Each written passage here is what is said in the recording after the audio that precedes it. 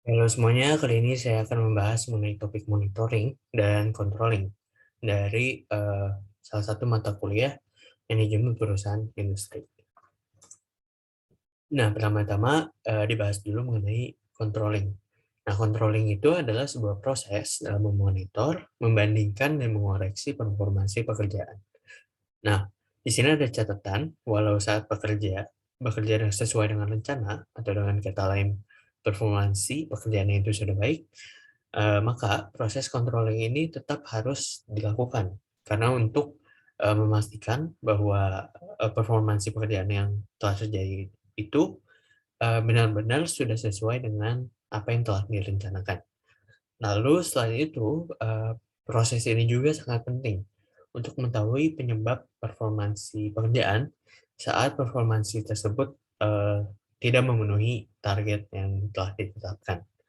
Nah, fungsi dari controlling ini dapat dilihat pada tiga aspek atau tiga area, yaitu ada planning, empowering employees, dan protecting workplace. Maksudnya apa?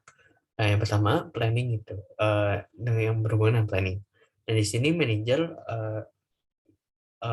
memastikan bahwa para pekerjanya itu telah bekerja sesuai dengan apa yang telah ditetapkan pada tahapan planning gitu. Nah, dengan kata lain, fungsi controlling ini sangat berhubungan erat dengan fungsi planning yang telah dibahas pada topik-topik sebelumnya gitu. Nah, yang kedua, dengan sistem controlling yang baik, manajer itu dapat mengetahui kondisi dan performansi setiap pekerja secara akurat. Nah, dengan informasi tersebut, para manajer itu dapat membuat keputusan dan memberikan kekuasaan atau empowering employees dengan mengurangi potensi munculnya permasalahan dengan pemberian kekuasaan tersebut. Gitu. Dan yang terakhir, sistem controlling juga dapat membantu manajer dalam melindungi aset-aset organisasi. Nah, aset-aset organisasinya yang dimaksud itu bisa berupa informasi, keuangan, dan sebagainya. Perlindungan aset ini terjadi saat menghadapi ancaman luar maupun dalam, misalnya dalam menghadapi skandal finansial, dalam menghadapi gangguan supply chain, dan juga misalnya bencana alam gitu. Nah, ini fungsi-fungsi controlling yang dapat dilihat dari tiga aspek ini. Nah, selanjutnya untuk topik pembahasan utama kita itu mengenai proses dalam controlling. Di sini ada 4 step atau 4 proses. Yang pertama itu adalah establish performance, objective, and standards. Nah, sebelum mengontrol secara langsung, itu perlu ditetapkan terlebih dahulu eh, apa itu standar-standar atau objektif yang eh, perlu yang ditetapkan oleh organisasi atau perusahaan. Nah, tanpa adanya objektif atau standar yang ditetapkan, maka manajer tidak dapat mengetahui hal tersebut atau suatu hal itu terkontrol pada standarnya atau targetnya. Gitu. Jadi bisa dikatakan bahwa bagian ini menjadi landasan untuk dilakukannya proses controlling. Nah, untuk step kedua itu adalah measure actual performance. Di sini itu dilakukan penilaian mengenai kinerja atau performansi kerja yang sebenarnya terjadi di perusahaan tersebut atau di organisasi tersebut. Lalu yang ketiga itu compare actual performance with the objectives and standards. Maksudnya itu dari standar atau goals atau objektif yang telah ditetapkan tersebut dibandingkan dengan apa yang benar-benar terjadi itu di perusahaan atau organisasi. Nah, lalu yang tahap terakhir dari perbandingan tersebut, maka manajer dapat mengambil keputusan yang tepat. Misalnya apabila performansi yang sebenarnya terjadi itu di bawah target yang telah ditetapkan, maka manajer dapat melatih kembali pekerja atau mungkin meningkatkan teknologi mesin atau mungkin memberhentikan pekerja yang underperforming gitu ya. Nah, itu sekarang ke pembahasan yang lebih detail nih. Nah, ini untuk step kedua, itu measure actual performance. Di sini ada 4 pendekatan dalam menilai dan membuat laporan mengenai performansi yang sebenarnya terjadi. Di sini ada personal observation atau observasi langsung secara pribadi. Yang kedua itu ada statistical reports atau melalui laporan yang bersifat statistik gitu ya, berdasarkan data-data statistik. Yang ketiga itu oral reports, yaitu laporan yang disampaikan melalui verbal atau ucapan-ucapan atau oral gitu. Yang terakhir itu berdasarkan written reports atau laporan tertulis.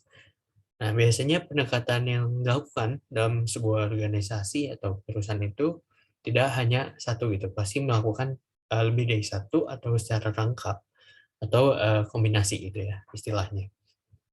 Nah, selain pendekatan yang ada dalam menghitung atau menilai performansi yang benar-benar terjadi, hal yang dinilai itu ada dua kategori. Yang pertama itu adalah kriteria umum yang menyangkut untuk situasi apapun. Contohnya itu kepuasan kerja, tingkat turnover pekerja, dan juga tingkat absen pekerja. Dan yang kedua itu adalah kriteria spesifik yang berhubungan dengan pekerjaan tertentu. Misalnya itu adalah jumlah produksi dalam divisi produksi gitu ya, dalam perusahaan manufaktur misalnya. Dan juga misalnya delivery time dalam bidang yang berhubungan dengan pengantaran barang gitu misalnya. Nah, ini ada kelebihan dan kekurangan dari masing-masing pendekatan yang tadi telah dibahas. Nah, lalu untuk step selanjutnya itu ada compare actual performance with objective and standards. Nah, dalam pelaksanaan pekerjaan yang dilakukan oleh manusia, pastinya performansi itu tidak stabil gitu ya. Ada kelebihan dan kekurangannya dalam setiap kali run atau setiap kali bekerja. Nah, dalam bagian ini, variasi dari performansi aktual itu dilihat apakah masih dapat ditoleransi dan dianggap dalam batas gitu ya, dalam memenuhi standar-standar dan juga objektif yang telah ditetapkan. Nah, dalam hal ini, performansi yang kurang itu tidak hanya yang dianggap buruk. Kadang dalam situasi tertentu, hal yang berlebihan pun, kalau misalnya performansinya melebihi batas, itu juga dianggap buruk. Nah, ini ada contoh skema dari penilaian performansi itu ya. Yang atas itu ada acceptance upper limit, yaitu batas tertinggi mengenai performansi pekerjaan, dan juga ada acceptance lower limit, yaitu batas terendah mengenai performansi pekerjaan. Nah, dari gambar ini dapat dilihat bahwa dari 6 performansi pekerjaan itu seluruhnya masih di dalam batas. Itu. Nah, untuk step terakhir yaitu take necessary action. Nah, di sini dari buku yang digunakan itu ada 3 tindakan yang dapat diambil oleh manajer. Yang pertama itu tidak melakukan apa-apa, lalu ada mengoreksi performansi aktual, dan juga memperbaiki standar yang ada gitu, atau merevisi standar-standar atau goals yang telah ditetapkan. Nah, dari mata kuliah yang saya ambil, mungkin ini saya tambahkan sedikit, bahwa dari 3 tindakan ini seringkali tidak melakukan apa-apa itu dilupakan gitu ya oleh manajer atau orang yang bersangkutan. Dan biasanya orang-orang tersebut memaksa melakukan tindakan dalam memperbaiki suatu situasi gitu. Oke, kembali lagi ke topik pembahasannya. Nah, untuk tindakan kedua, dalam mengoreksi performansi aktual itu ada 2 bentuk yang dapat terjadi. Yang pertama itu ada immediate corrective action, dan juga yang kedua itu ada basic corrective action. Bedanya apa? Untuk yang immediate itu manajer secepat-cepatnya memperbaiki hal-hal yang dapat membuat performansi kerja kembali ke dalam standarnya gitu ya. Jadi tidak melihat penyebab dan yang menyebabkan performansi pekerjaan itu di luar batas atau standar. Nah, sedangkan untuk basic corrective action, di sini manajer itu melihat dan menganalisa terlebih dahulu apa penyebab yang mempengaruhi performansi di luar standar. Nah, dalam prakteknya, dalam buku yang digunakan itu ada yang mengatakan bahwa seringkali manajer itu tidak memiliki waktu dalam mencari penyebab utama yang menyebabkan adanya performansi yang di luar standar gitu ya. Nah, sehingga bentuk pengoreksian itu yang terjadi adalah immediate corrective action. Nah, dalam hal ini, manajer tersebut tidak dapat dikatakan sebagai effective manager. Karena untuk menjadi effective manager, maka dalam mengoreksi itu perlu dilakukan analisa, atau dengan kata lain harus melakukan bentuk yang basic corrective action. Nah, untuk step selanjutnya, bentuk tindakan selanjutnya itu adalah dalam memperbaiki standar. Nah, dalam prakteknya, standar yang telah ditetapkan itu dapat menjadi sebuah standar yang tidak realistis. Karena standar tersebut dapat menjadi sebuah standar yang terlalu tinggi untuk dicapai, atau terlalu rendah atau terlalu mudah gitu untuk dicapai. Nah, seringkali apabila standar yang itu tidak dicapai, maka para pekerja itu akan menyalahkan standar yang telah ditetapkan oleh perusahaan maupun organisasi. Nah, namun apabila standar tersebut tidak tercapai, tapi tetap dianggap realistis dan dapat dicapai, maka manajer itu perlu melakukan tindakan yang sebelumnya dibahas, yaitu melakukan pengoreksian performansi aktual. Gitu. Nah, ini study case-nya dari perusahaan Tesla. Nah, mungkin saya sedikit cerita bahwa pada bulan Maret tahun 2016 itu perusahaan Tesla mengatakan bahwa akan adanya produk baru, yaitu model 3. Nah, setelah diberikan contoh dari produk model 3 ini, banyak sekali orang yang pre-order gitu untuk model 3 ini. Nah, dalam menanggapi hal order tersebut, Tesla akhirnya menetapkan target besar untuk mendeliver atau mengantarkan 500.000 unit mobil model 3 kepada para klien yang telah membeli mobil ini gitu ya. Nah, pertama-tama perusahaan Tesla ini menetapkan bahwa pada akhir tahun 2017 itu perusahaan akan memproduksi 5.000 unit setiap minggunya. Nah, mungkin saya sedikit menambahkan bahwa perusahaan ini memulai produksi model 3 yang untuk dijual itu di kuartal ketiga, kuartal keempat pada tahun 2017.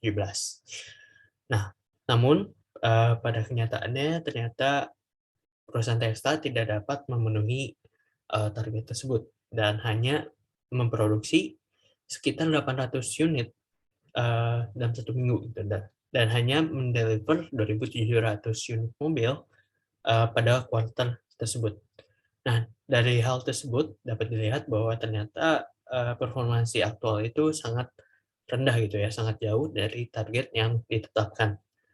Nah, saat itu mungkin ini juga ada tambahan, di mana pabrik Tesla yang membuat produk model 3 ini hanya berada pada satu lokasi, yaitu Tesla Fremont Factory, yang berada di Amerika Serikat. Nah, dalam menanggapi kegagalan tersebut, di mana aktual performance-nya sangat jauh dari target, Tesla itu melakukan peningkatan performansi yang secara drastis gitu. Nah, untuk yang langsung, di sini perusahaan Tesla langsung menurunkan targetnya dari 5.000 unit per minggu menjadi 2.500 unit per minggu. Nah, selain itu, di Fremont Factory itu, yang merupakan pabrik Tesla yang membuat seluruh jenis mobil gitu, akhirnya fokus pada produksi model 3. Nah, untuk kuartal pertama di tahun 2018, atau maksudnya adalah kuartal selanjutnya, atau periode selanjutnya dari kuartal keempat di tahun 2017 itu, ternyata Tesla meraih 2.000 unit per minggu. Jadi dapat dilihat adanya peningkatan yang sangat drastis gitu. Nah, jumlah produksi ini tapi tetap masih jauh dari target yang seharusnya, itu 5.000 unit, dan tetap terjadi peningkatan yang dilakukan secara terus-menerus. Nah, namun pada akhirnya target 500.000 unit ini hanya dapat direalisasikan itu pada tahun 2020. Jadi cukup lama ya, dari tahun 2017 sampai tahun 2020. Nah, di sini ada beberapa perubahan drastis yang dapat dilihat di perusahaan Tesla, terutama pada tahun 2018 sampai 2019. Nah, pada bulan Juli tahun 2018, ya itu perusahaan Tesla akhirnya menetapkan waktu kerja selama 24 jam sehari dan 7 hari seminggu. Jadi nonstop gitu ya di Fremont Tesla Factory tadi. Nah, selain itu pada tahun 2019 juga Tesla akhirnya membuat sebuah eh, pabrik baru yang memproduksi model 3, yaitu di Shanghai gitu ya, yang bernama Giga Shanghai Factory. Nah, selain itu, pada tahun 2019 juga, performansi karyawan dalam perusahaan ini menjadi sangat strict gitu ya, di mana tuntutannya menjadi sangat tinggi. Nah, pada saat itu hampir 3.000 karyawan dikeluarkan oleh Tesla, yang merupakan 7% dari total pekerja di seluruh perusahaan Tesla di seluruh dunia. Hal ini dilakukan untuk meningkatkan kualitas dan diharapkan untuk meningkatkan tingkat produksi yang terjadi di perusahaan Tesla ini. Nah, dari study case ini dapat dilihat bahwa proses controlling ini terjadi gitu ya. Ada penetapan target, lalu diukur gitu apa yang benar-benar terjadi dan dilihat. Dan dalam study case ini bahwa performansinya itu sangat di bawah, dan necessary action-nya itu meningkatkan performansi aktualnya dengan membuat perusahaan baru, meningkatkan kualitas pekerja dan sebagainya. Nah, ini mungkin grafik penjualan model 3 yang akhirnya dapat dilihat memenuhi angka 500.000 di tahun 2020. Yang di atas itu untuk penjualan model 3 di Amerika Serikat dari tahun 2017, yang bawah itu di Kanada dari tahun 2018. Nah, untuk selanjutnya itu ada tipe-tipe controlling. Di sini ada 3 tipe. Yang pertama itu adalah feed forward control, yang merupakan tipe yang paling diharapkan karena dilakukan sebelum aktivitas terjadi. Nah, dalam hal ini kerugian yang terjadi itu akan minimum. Nah, tapi pelaksanaannya tipe controlling ini sangat sulit karena membutuhkan informasi yang akurat dan juga waktu yang tepat untuk mengimplementasikan tipe kontrol ini. Nah, selanjutnya itu ada concurrent control, di mana tipe ini dilakukan saat kegiatan atau aktivitas itu sedang terjadi. Nah, apabila ada hal yang tidak sesuai dengan target atau yang seharusnya terjadi, itu langsung diperbaiki saat itu juga. Bentuk yang umum dari tipe ini adalah direct supervision atau dilakukan pengawasan secara langsung, atau nama lainnya itu adalah management by walking around. Dan yang terakhir itu ada tipe control feedback, di mana tipe ini merupakan tipe yang paling populer karena paling mudah diimplementasikan gitu ya. Nah, pada tipe ini itu jadi controlling setelah eh, aktivitas itu selesai dikerjakan. Nah, di sini muncul permasalahan utama di mana manajer itu saat mengetahui informasi yang terjadi itu, maka kesalahan atau problem yang muncul itu sudah terjadi dan tidak dapat dilakukan untuk aktivitas yang setelah terjadi itu. Nah, ini ada kelebihan dan kekurangannya. Untuk feed forward control itu kelebihannya itu permasalahan itu dapat dihindari sepenuhnya. Sedangkan untuk kerugian itu sulit diterapkan karena membutuhkan informasi yang akurat dan waktu yang tepat. Untuk concurrent control, keuntungannya itu adalah untuk mencegah kerugian, walaupun tidak mencegah secara sepenuhnya, tapi dapat membuat kerugian itu minim gitu, karena memperbaiki secepat mungkin. Nah, untuk kerugiannya itu, untuk tipe kontrol ini hanya bersifat memperbaiki saja dan tidak mencegah dari eh, problem atau permasalahan yang muncul. Dan yang terakhir itu adalah feedback control. Itu keuntungannya itu ada dua. Pertama itu dapat mengetahui langsung seberapa efektif rencana atau planning yang telah diterapkan. Dan yang kedua itu dapat meningkatkan motivasi karena para pekerja itu dapat mengetahui langsung hasil kinerja mereka masing-masing. Nah, kerugian dari tipe control feedback itu saat terjadi kesalahan, maka kerugian yang terjadi itu tidak dapat dikurangi atau diminimum karena sudah terjadi gitu. Nah, ini ada study case-nya untuk feed forward control di perusahaan Tesla itu dapat dilihat pada bidang human resource-nya gitu ya, atau HRM.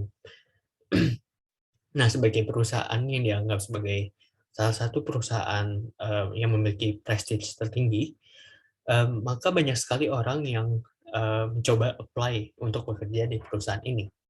Nah, dalam mengatasi hal ini, tentunya perusahaan Tesla nggak mau sembarangan merekrut pekerja baru, karena apabila merekrut pekerja yang baru, maka pekerjaan di perusahaan itu dapat kacau gitu ya kalau salah orang.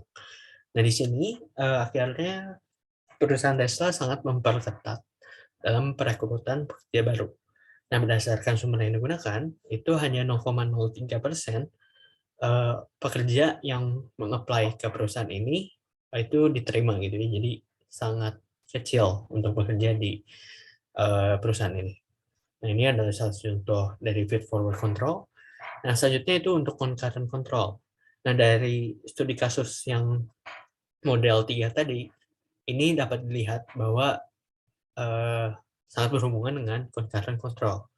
Nah, di mana CEO Elon Musk itu terus mencoba meningkatkan kecepatan produksi untuk mobil model 3 dari awal sampai akhir gitu ya. Nah, di salah satu tindakan Elon Musk yang paling menonjol dalam concurrent control ini itu di mana dia akhirnya memberhentikan